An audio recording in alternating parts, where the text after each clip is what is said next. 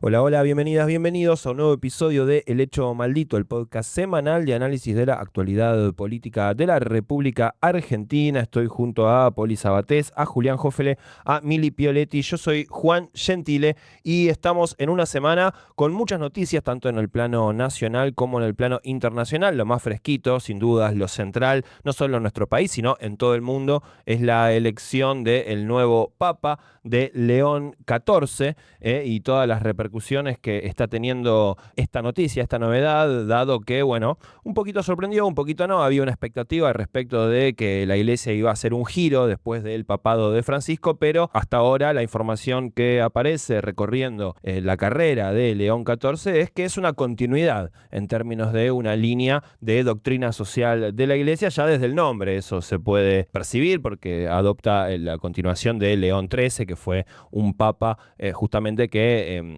fundador de la doctrina social de la iglesia, que habló de los derechos de los trabajadores, de los derechos sociales y demás cuestiones. Bueno, en el plano local hemos tenido un escándalo de magnitudes importantes.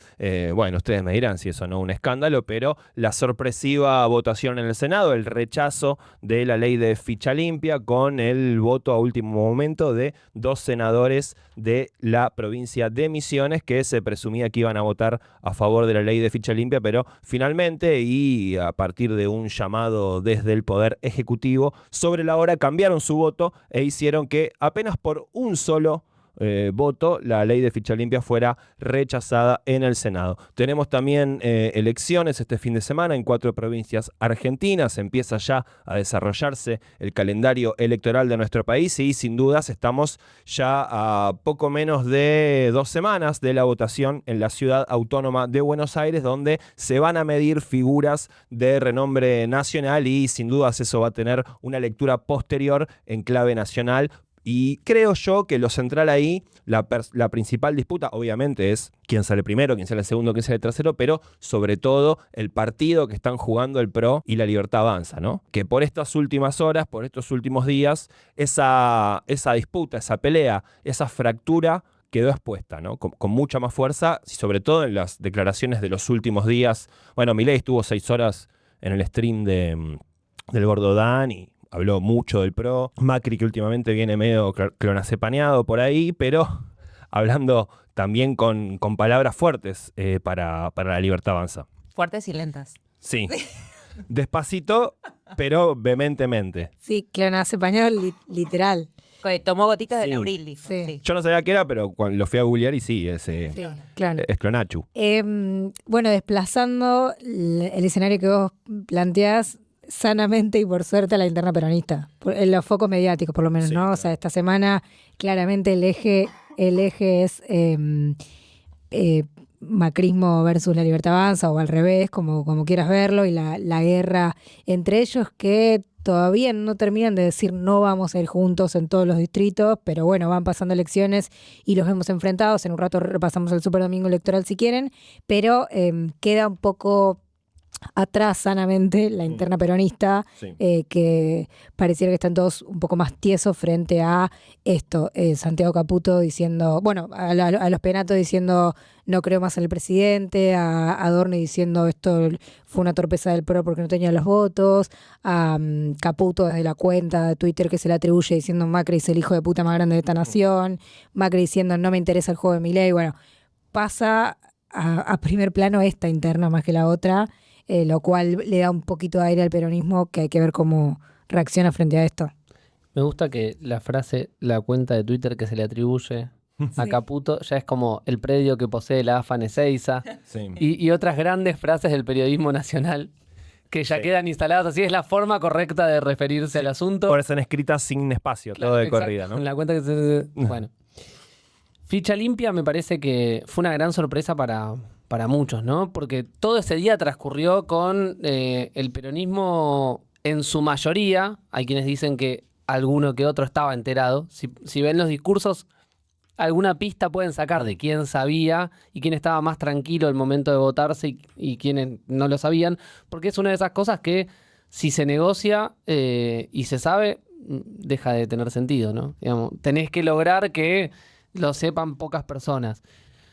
Pero de todas formas, no parece haber sido el propio peronismo el que lo había negociado. Lo cual hace bastante complejo el asunto para pensarlo, porque nos invita a pensar cuáles son las razones que puede tener Javier Milei, porque entendemos que el PRO no iba a tirar al bombo a su propia candidata Silvia Los Penato en el medio de la discusión. Ya sería raro. Mira que Mauricio es capaz de hacer ese tipo de cosas. De hecho, la llevó a la tele Sí, y- para decir que iba a ganar Ay, Santoro. lo vi, para me, decir que iba a ganar Santoro. me morí de Sí. risa por ella porque vieron que dijo, yo quiero decir algo. Me tengo Igual yo me confianza. tengo fe, mi vida. Yo puedo decir, jefecito, Pobre Silvia esta semana tuvo varias, ¿no? no, claro, o sea, tuvo que reaccionar en vivo a la Sí. votación en el Senado, en un momento streamer de TN, Sí. en el cual se ve cómo su cara se desdibuja. En cómo- vivo y en cómo directo. se rompe ese corazón Sí. que luchó toda su vida por impedir a Cristina presentarse a una elección y Podés verlo no, cuadro por cuadro. no pudo ser. Sí.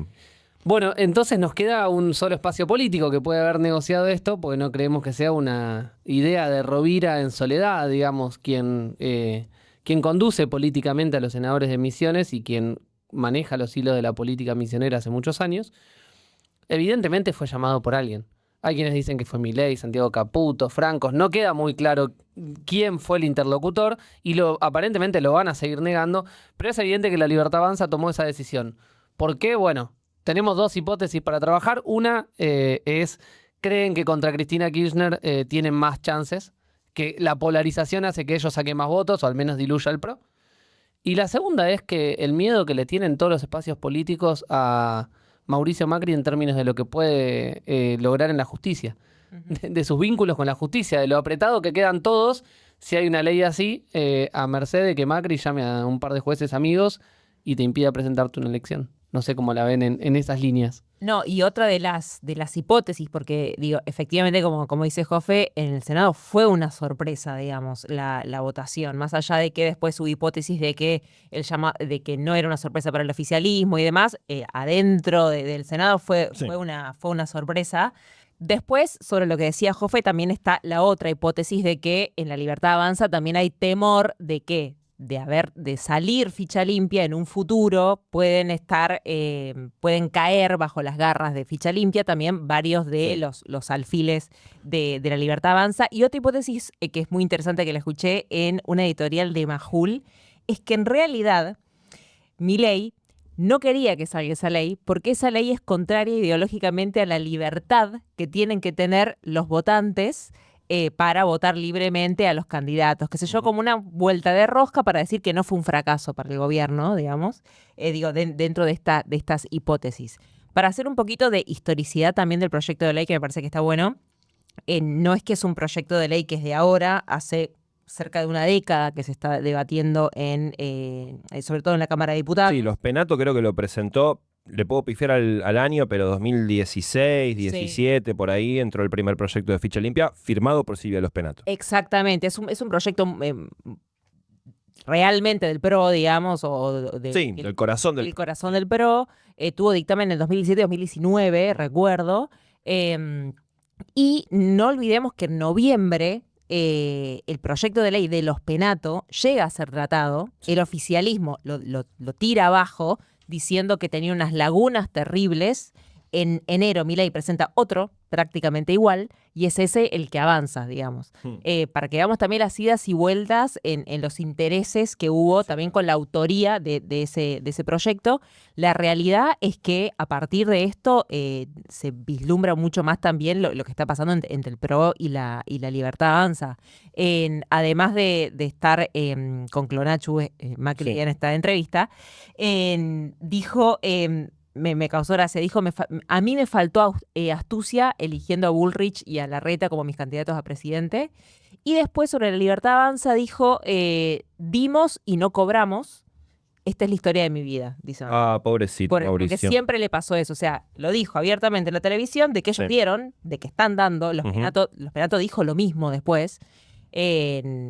No están cobrando, digamos, con el PRO. Digo, cómo va a continuar el PRO tanto en su identidad como en sus negociaciones. Sí, aquel apoyo incondicional del cual habló el expresidente Mauricio Macri en los primeros días o primeros meses del gobierno de Javier Milei. ¿Qué dijo Milei?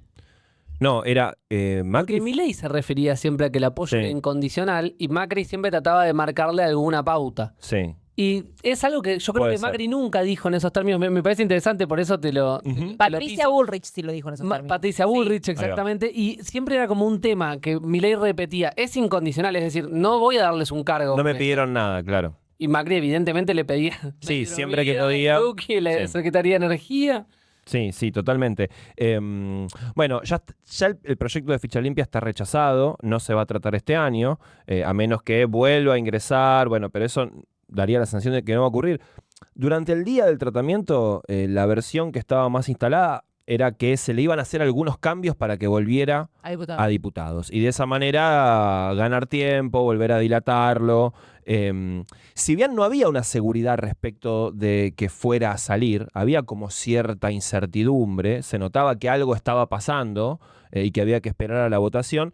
Lo que se consideraba en términos mayoritarios, quienes estábamos siguiendo la sesión, era o bien que salía por poquito, o bien que se le hacía algunos cambios y volvía a la Cámara de Diputados. Esto efectivamente fue una sorpresa. Yo invito a quien no haya visto el momento de la votación a ir a YouTube, buscar la transmisión de la sesión del Senado e ir al momento en que se despliegan los votos en la pantalla. en la pantalla. Y hay un paneo de la cámara, del recinto, y ver las caripelas de todos aquellos que estaban entusiasmados con que salga, porque quedaron pintadísimos al óleo. Estaban con la boca abierta mirando la pantalla a ver dónde habían estado esos votos. Incluso algunos señala, dice, mirá, es por ahí. Es un momento donde, a ver, habitualmente las votaciones ya se saben cómo van a salir antes de que ocurran en el Congreso, en ambas cámaras, prácticamente en cualquier órgano parlamentario. Algo de esta relevancia que buscaba, sin dudas, proscribir a una figura de primer orden a nivel nacional como es Cristina Fernández de Kirchner, pero que además tenía una serie de connotaciones muy profundas en términos políticos porque le daba a la justicia la capacidad de decir quién puede o no ser candidato o candidata a un cargo electivo, es decir, condicionaba el voto popular en términos de las causas judiciales o las condenas judiciales que pueda tener tal o cual persona. Asistimos a un hecho donde la política se movió al límite. ¿No? Se movió al límite y pudimos ver cómo muchos personajes de primer orden también se enteraban en el momento, se decepcionaban en el momento. Bueno, en el caso de los penatos fue como decía Jofe, ahí cada uno opinará si las pusieron muchísimo y fue un error. Digo, para la campaña de los penatos, haberla puesto a verlo en vivo, el momento de la votación, o después están las hipótesis que dicen, bueno, gana en conocimiento igual, aunque pierda, se queda ella con la bandera, ¿no? Puede decir, ven, acá están los corruptos, nosotros somos los... Ahora el PRO y la Libertad Avanza se están peleando por quién es el que tiene la bandera, ¿no? De la anticorrupción y quién enfrenta al kirchnerismo con más ahínco, con más fuerza. Estamos viendo en vivo también esa pelea, ¿no? Entre las dos expresiones de la derecha argentina. No, y ahí también, en paralelo, ¿no? La impostura de la posición moral, Sí. cuando en paralelo tanto el PRO como la Libertad Avanza estuvieron en contra de la conformación de la comisión investigadora del caso Libra, por ejemplo.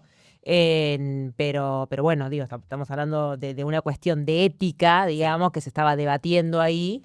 Y también esto que mencionaba, creo que Anabel Fernández Agasti, de la posibilidad de que una ley de esas características empiece a actuar retroactivamente, digamos, sobre casos de personas, Sí. de hechos anteriores a la ley. Macri, por ejemplo. Exactamente.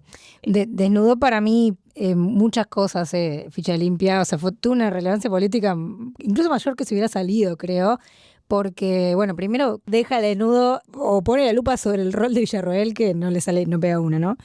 Después pone el Senado como un lugar de resistencia y que a la vez es un casino porque se vende al mejor postor. De hecho, el voto que faltó lo podría haber dado Cuader, que no lo pudo dar por otro episodio similar. Pero recordemos que el rechazo es que el Senado también es quien rechazó, por ejemplo, los pliegos a los jueces de la Corte. O sea, el Senado como lugar para ponerle la lupa interesante a donde está pasando política, no importa de qué estilo, donde se están moviendo cosas políticas. Y después pensaba en esto que decían de que se expresa la pelea Milei, Macri o libertarios pro muy fuertemente. Es muy llamativo que Milei acusa al PRO de tener un pacto con Cristina y el PRO acusa a Milei de tener un pacto con Cristina.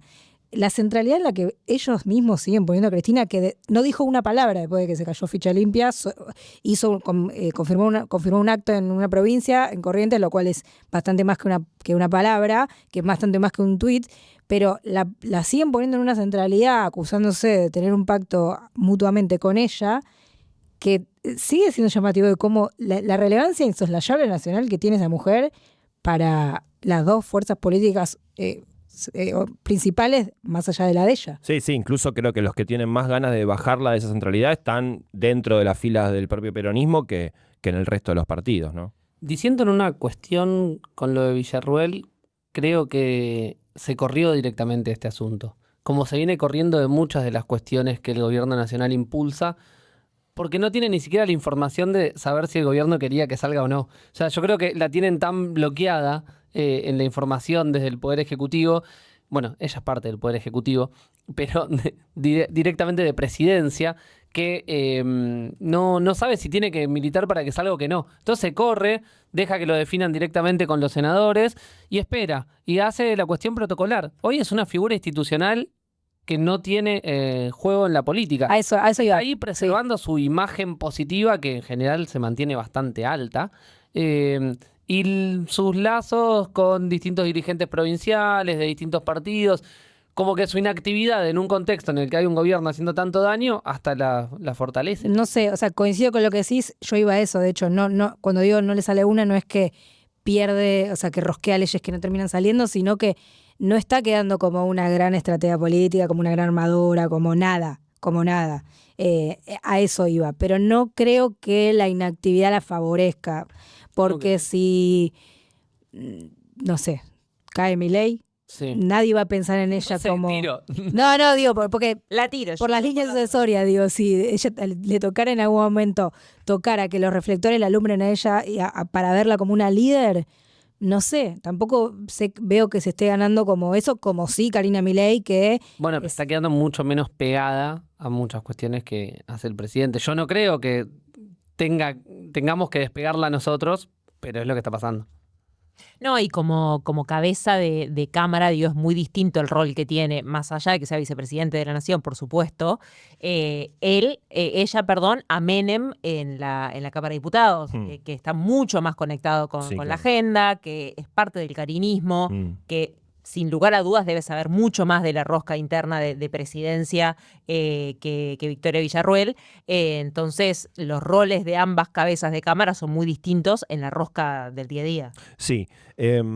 Bueno, veremos. Yo creo que esto va a tener su impacto, lo está teniendo por estas horas y va a continuar en la última semana de campaña previa a la elección en la ciudad de Buenos Aires, sobre todo en cómo subió la intensidad y la virulencia de la disputa ya pública, ya claramente en el ámbito de los medios de comunicación, no solo en off, hasta hace un tiempo. Cuando declaraban Macri o los principales dirigentes del PRO, los principales dirigentes de la Libertad Avanza, trataban de ser polite, ¿no? Con el otro, más tiraban algún palito, Macri te pedía la hidrovía, pero más o menos se mantenían en un ámbito de estamos juntos, ¿no? Estamos juntos contra el kirchnerismo. Ahora directamente eso se terminó, la escuchamos en estos últimos días a los Penato, a Macri, a los principales referentes de la Libertad Avanza, incluso en las redes sociales el Gordo Dan hizo una serie de posteos con los videos de los Penato diciendo son lo mismo, tienen los mismos consultores que Massa, dicen, lo critican a Milei con los mismos argumentos, no se diferencian en nada. Hay que ver si eso tiene vuelta atrás, ¿no? Si bien es cierto que en política, creo que alguna vez lo dijo incluso Cristina, duran 6 meses, no sé cuánto duraban las peleas, 6 meses, 2 años, 1 año. Sí, bueno, proscriben, digamos, las broncas, se supone, en algún momento. Pero en este contexto en el cual claramente hay una pelea por quién es el representante central y excluyente de la centro derecha y la derecha en la Argentina, que venía siendo Macri en los últimos 20 años más o menos, desde que es jefe de gobierno, desde que fue jefe de gobierno por primera vez, hizo una carrera ascendente hasta ser presidente o expresidente. Bueno, Milei lo viene a correr de ese lugar. Y Macri no quiere correrse de ese lugar. Estamos viendo esa tensión en este momento. Una cuestión más para sumar al barullo, me parece entretenido que acusan de ser lo mismo que Massa. La Libertad Avanza al PRO, mientras que salió Elisa Carrió Lilita, no sé si la escucharon, Sí. pero siempre se entretenía porque nunca deja de tirar bombas. Sí, O sea, siempre viene ahí tuk, titular. sí. A decir que, si se fijan bien, dijo, de la única persona que Milei no habla es de Massa, porque es su armador en las sombras y es con el que tiene un pacto. Entonces, la acusación de pacto con Massa también está cruzada. Sí. Es un quilombo. Es un té hermoso. Para mí yo la reivindico con pena a Karina Milei, porque pienso en este tira y aflojo entre la Libertad Avanza y el macrismo. Esta semana es el super domingo electoral, votan Chaco, San Luis, Salta y Jujuy. Karina Milei le regaló a su hermano la posibilidad de emanciparse, de tener que pactar con Macri. ¿Por qué? Porque ella lleva haciendo un trabajo muy fino de un año largo para crear un partido con sello nacional, con estatus legal a nivel nacional y en las distintas provincias individualmente. ¿Para qué? Para poder competir, por ejemplo, en Jujuy, solos. Sí. No tener que depender de nadie. Entonces, ese armado, digo, y lo contrapongo a Victoria Villarroel, que, insisto, no pareciera tener como habilidades políticas para armar, rosquear, etcétera. Karina Milei, sin embargo, le da la posibilidad de decirle a Milei, vos peleate tranquilo con quien quieras, que yo te garantizo la posibilidad de jugar electoralmente sin depender de nadie. Sí. Y eso es enorme. O sea, eso es significativamente gigante, esa ayuda y ese aporte que hizo Karina Milei a la Libertad Avanza y a Milei para dejarlo jugar, diciéndole, quédate tranquilo que si querés, en Chaco vamos juntos, como sucede efectivamente para ir contra el ex gobernador Capitanich, pero en Salta podemos ir aislados, en San Luis podemos ir aislados. Bueno, yo creo que hay que dejar de subestimar a Karina porque es la que le está dando todo el aire que necesita a su hermano para poder jugar políticamente y pelearse con quien quiera mientras ella le solucione el electoral. 100% eso que decís, y me parece también interesante cómo, no sé cómo es la asesoría que está recibiendo la Libertad Avanza en el sentido de la estrategia política, pero hay un cambio abrupto entre la territorialidad, no importa nada, las provincias no importan nada, y esto que estamos viendo ahora, digamos, el institucionalizar los sellos, obtener la personería, jugar, permitir que la Libertad Avanza tenga la capacidad de ir solo en las diferentes provincias. Es muy importante eso. Es muy importante y es alarmante, digamos, porque una de las cuestiones de las que carecía la Libertad Avanza era de territorialidad, y si ahora comienzan en la cabeza de la ideología de la Libertad Avanza, en donde está Karina, comienzan a decir, che, los territorios son importantes y queremos tener cuña en las provincias, más allá de nuestro líder nacional, nos estamos enfrentando a otro tipo de partido. Entonces, las estrategias desde la oposición tienen que ser otras. Dos cosas de eso. Una, cuando acabas de ganar Milei, en alguno de los primeros episodios, acá hablábamos de si había cambiado definitivamente la forma de hacer política y todo eso ya no importaba, tener el partido, etcétera. Bueno, parece que sigue importando. A Hay una vuelta a las bases. corta o a la larga tenés que hacerlo.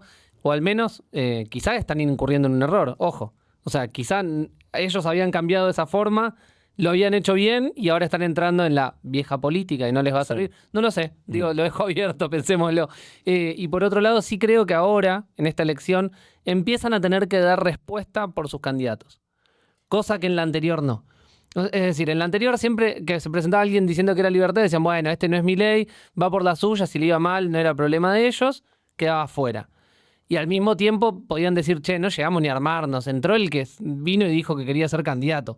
2 años después de gobierno, te tenés que hacer cargo de todos los candidatos que presentás, de conocer de dónde vienen y de asumir los resultados. Sí. No es poca cosa para la elección de este año. Hay cada lumpen en los territorios que se adjudican el sello de la Libertad Avanza, por el cual es cierto lo que dice Jofe, no tenían que responder.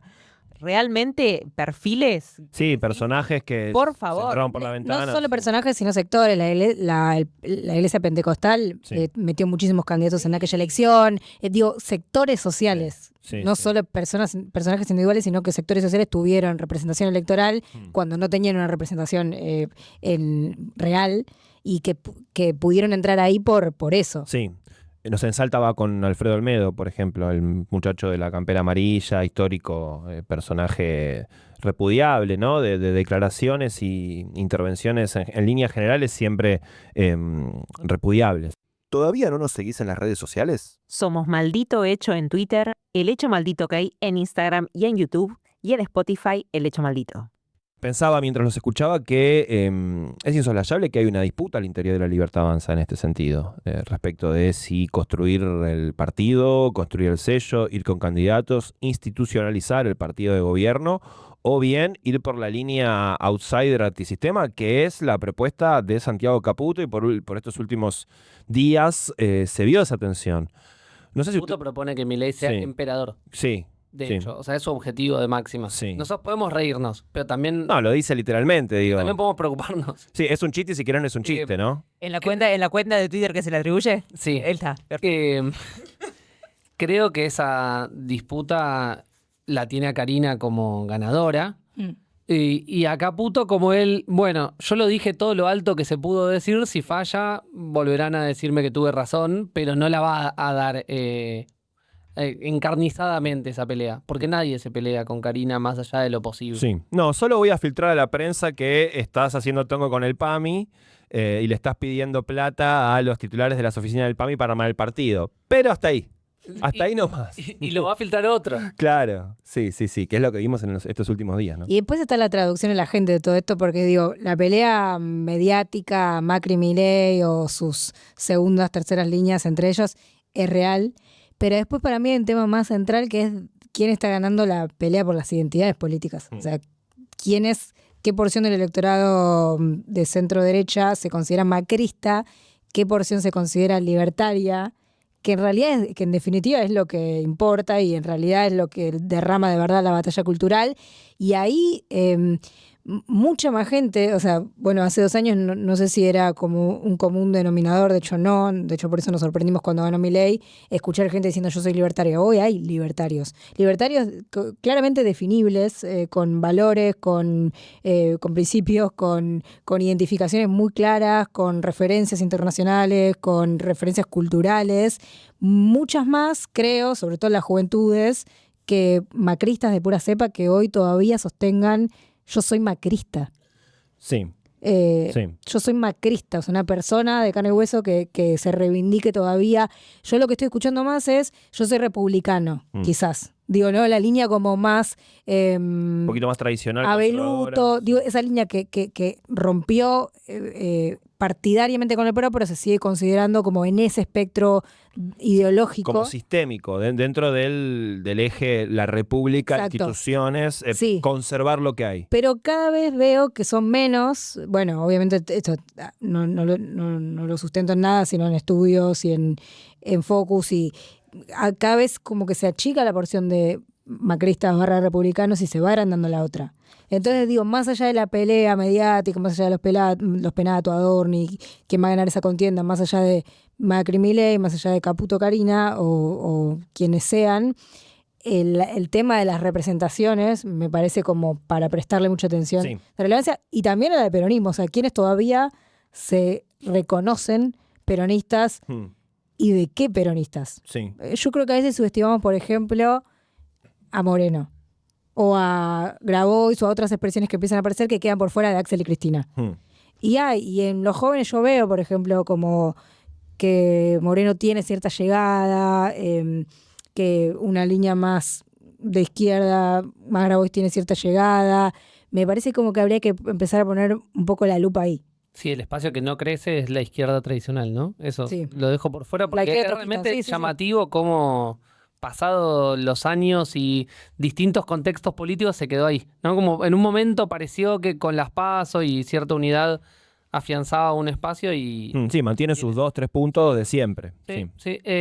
Pero comparto que hay que prestarle atención especialmente y en general a los posicionamientos políticos de la juventud hoy, porque están bastante disociados del resto del estándar de pensamiento político. Es decir, van por un montón de otras opciones. Así como no vimos lo de Milei en su momento, hoy no vemos que no llega el peronismo tradicional ahí, que hay otros sectores nuevos que se presentan. Bueno, hay que ver, me da risa porque yo digo el peronismo tradicional y para mí yo me estoy refiriendo al Partido Justicialista, a las vertientes, a lo que presenta Cristina, Axel y Moreno, que se presenta como peronismo tradicional. Para mí, para los jóvenes lo ven por streamer, ¿no? Como es el peronismo streamer, aunque él quiera considerarse Dios, patria y familia, viene creciendo por eso. Sí, es que por eso yo creo que estamos mucho como los de cierta edad o cierta tradición militante mirando al Axel versus Cristina y de verdad quizás por abajo se escapan que en peso electoral se midieron hace 2 años, es bajo. O sea, Moreno saca poco, Grabois sacó muchísimo menos que Massa, etcétera. Pero igual hay algo como que empieza a crecer y sobre todo en ese segmento que eso, como tirarle la lupa ahí un poquitito. No, y es interesante también porque creo que no se venía dando este debate de cuál es el peronismo en serio, ¿no? Moreno se reivindica diciendo yo soy el peronismo en serio, el peronismo doctrinario, etcétera. En el caso de la Ciudad de Buenos Aires, ahora Juan Manuel Abal Medina, lo mismo. Peronismo en serio es lo que yo digo, es volver a las bases y qué sé yo.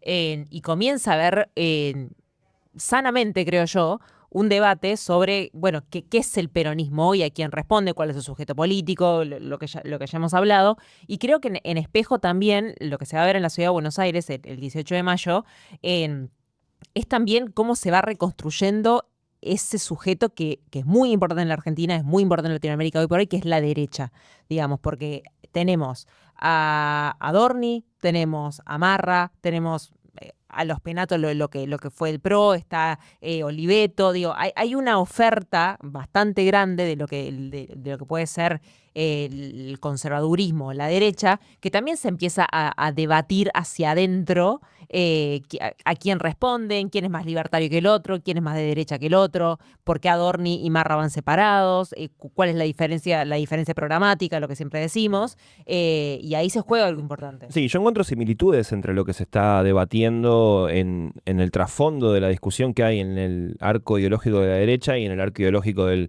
campo nacional popular, que tiene que ver, me parece, grosso modo, con si va a ser una variante moderada y conservadora o tradicional o sistémica o una variante más intensa en sus planteos, de mayor fortaleza en términos de las peleas que hay que dar, y en última instancia sí tiene algún tipo de variante más ligado a lo antisistémico, más menos, ¿no? Más menos.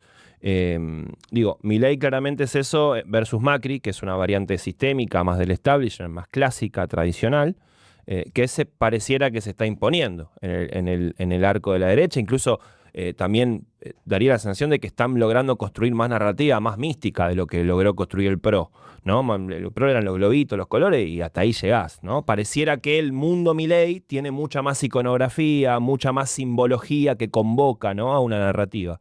Y creo que en el ámbito justamente del peronismo también hay un debate en ese sentido. En si la variante que va a ir a la pelea nacional es una variante, vamos a decirlo en términos, si se quiere, clásicos siglo XX, es una variante más revolucionaria o una variante más conservadora. Y me parece que la disputa que está abierta es esa. Y por momentos, incluso probablemente hasta nosotros mismos, tengamos distintas hipótesis en distintos momentos de los últimos años y de los años por venir.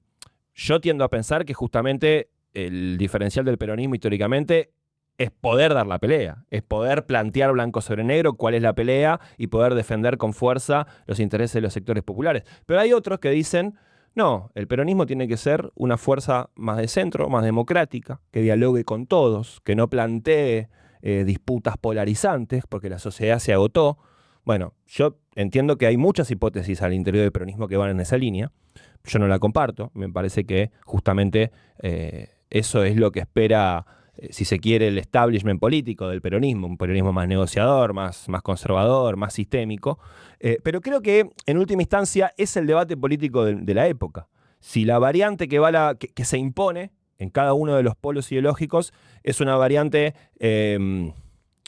más desprolija, podríamos decir, más gritona, más puteadora y peleadora, o una variante más ordenadita, peinada. Pero eso es de forma, o sea, yo creo que vos dijiste una palabra que es clave, que es convocar, o sea, ¿a qué convocas? es la pregunta central, Sí. porque retomo lo que dijiste vos de que la izquierda trotskista, Jofe, no crece o pareciera que no crece. La verdad no sé si no crece en núcleos más de militancia en fábricas, en universidades. Yo creo que ahí siempre mantiene como su baja. No crece. No, por eso, no, tampoco decrece, digo, como mantiene su nicho. Pero esos tipos de partidos, con todas las variantes que hay, porque a veces también las englobamos y son muchísimas divisiones internas, la izquierda trotskista en la Argentina, es bastante claro a qué convoca. Y sin embargo no crece, pero hay otros, y la Libertad Avanza para mí también es bastante claro a qué convoca. Yo creo que el macrismo o el republicanismo, vuelvo a esa denominación, y el peronismo tienen más difuso eso hoy. Entonces no sé si es la forma, creo que no sé, no lo tengo claro, pero creo que primero habría como que definir eso. No, y ahí creo, hablando de la iconografía y las cuestiones más visuales, si se quieren, es una cuestión más estética, pero creo que tiene mucho más sentido por abajo, es un poco lo que decís vos, Poli, digo, los libertarios lo tienen mucho más claro, tipo, vota violeta. La izquierda lo tiene mucho más claro, vota rojo.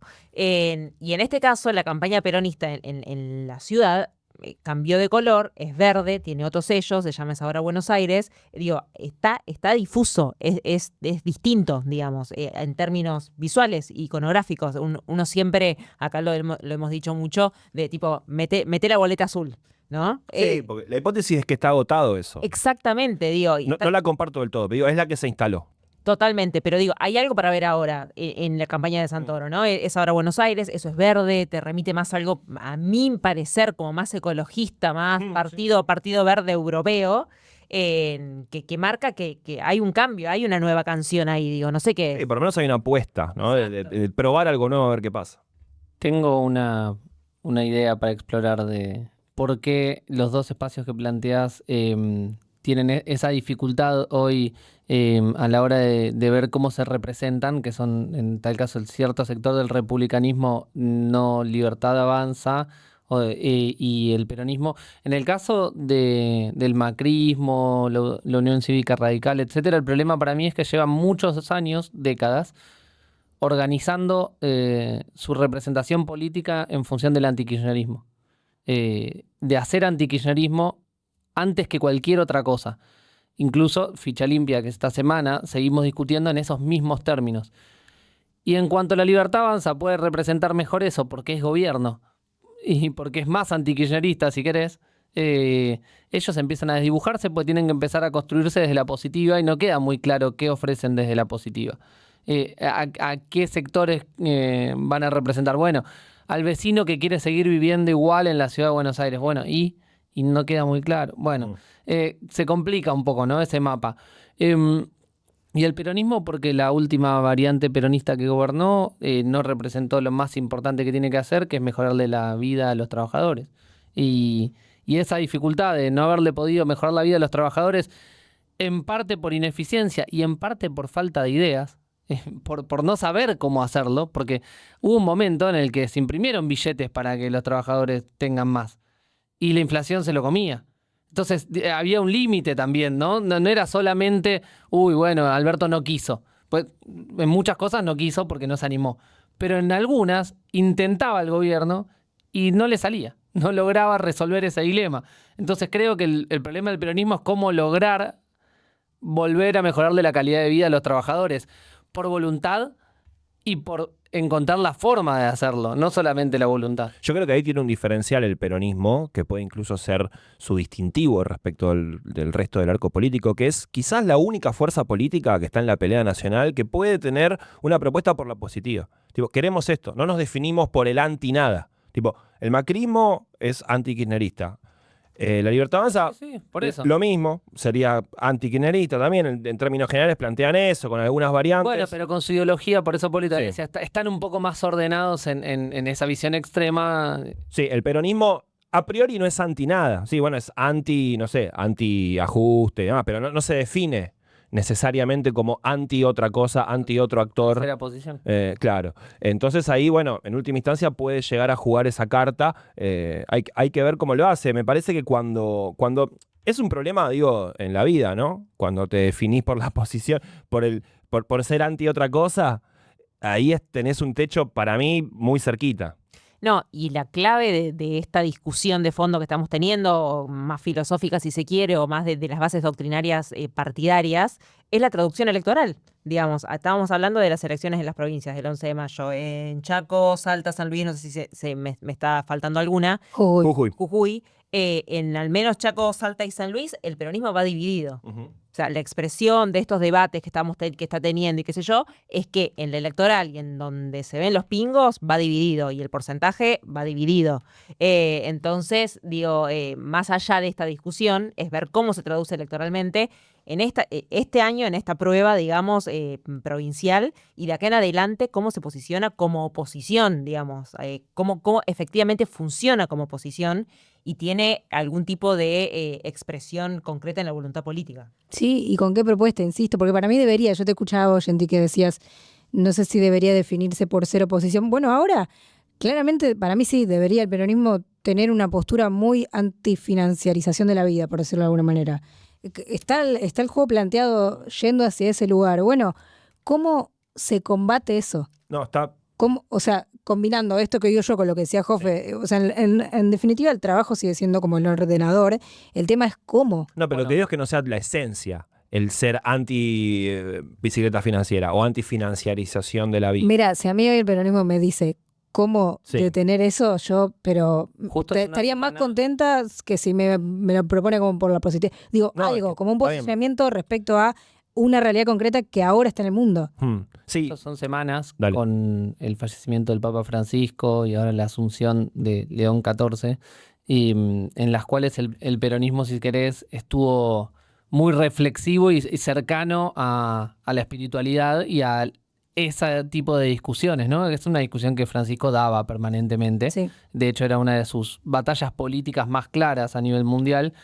Y creo que ese acercamiento, bueno, es parte de esa búsqueda.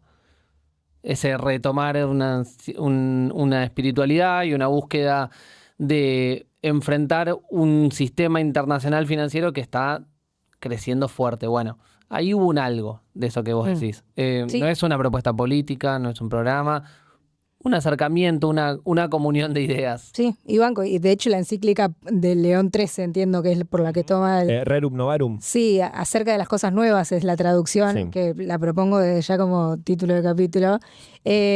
¿Cuál? Pará, ¿cuál? Acerca de las cosas nuevas. Me gusta. Acerca de cosas nuevas, creo Bastante que es página la- igual también el título.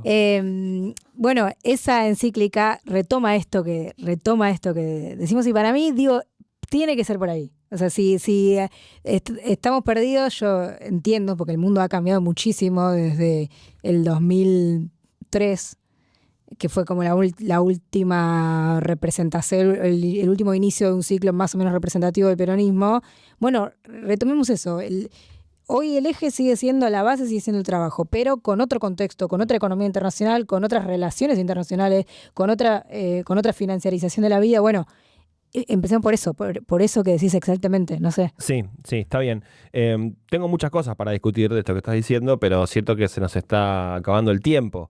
No sé si quieren decir sus profundas reflexiones respecto de... A ver, Mili, por favor. No, yo solo a lo que dijo Poli quería sumar que sí, el trabajo es el ordenador y es el eje de la discusión, pero creo que hoy por hoy, dada la financiarización de la vida, no es el trabajo en sí, sino el documental de Ofelia, cómo hacer guita. Sí. O sea, ¿cómo hacer la guita? ¿Haces la guita produciendo algo de valor para el país o haces la guita vendiendo cripto o que toda tu vida sea activos financieros en una pantalla? Digo, ese es el tema, ¿no? Cómo hacer guita y cómo tener una vida digna con la guita, que es el capital, y nadie está en contra del capital. El peronismo no es anticapitalista. Bueno, Pero debería hacerlo. otro día lo Poli. Es muy Quizá largo. debería hacerlo, hermano. Llegamos a un momento de la historia en el que o lo sos o Sí, no. si no, O bueno, no vamos a la B. hay variantes también que plantean eso, ¿no? Políticas. Sí, hoy se habló un rato largo en este capítulo de variantes que representan al 2% de la sociedad, está bien. No sé, 10 minutos le dimos, pero está bien. Pero bueno, no sé, ¿algo que quieren decir del señor León XIV? No. Sigan, nos compartan, Sí. nos difundan y se lo manden a sus amigos. Está flojísimo el nivel de compartidos. Sí, Por eso, suerte no el nivel de escucha. eso te obsesiona Igual, bastante, ¿no? me compl- Hay un mensaje tipo domingo de Jofe que dice, che, qué bajo de compartidas que estamos. Y ahí empiezo a molestar a mis amigos. Le digo, ¿qué les pasa? ¿Por qué ustedes que lo compartían antes no? ¿Se os tengo que pedir? No, yo no quiero pedirle. Sí, Nadie. a mí me Hagan encanta. solos. No sé qué les pasa. Bueno, se terminó este capítulo de El Hecho Maldito. Estuvo Poli Sabatés, estuvo Julián Hoffel, estuvo Mili Pioletti. Yo soy Juan Gentile, nuestra compañera a cargo de las redes sociales, de los videitos, la gráfica, es Ayelén Césare. Nos vamos a volver a encontrar la semana que viene cuando hagamos, como siempre, un nuevo capítulo de esto que es el mejor podcast de política de la República Argentina y del mundo, que se llama El Hecho Maldito. Chau, chau.